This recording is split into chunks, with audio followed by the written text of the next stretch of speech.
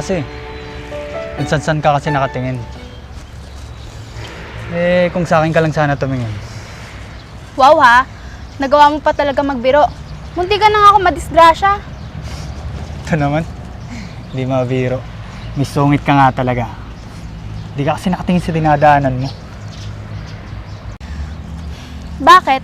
Ginusto ko bang matisod? O baka naman sinadya mo para makayakap ka sa akin. Hindi no? Ang kapal naman ang mukha mo. Ew. Aminin mo na kasi na sinadya mo. Tara na nga, Miss Sungit.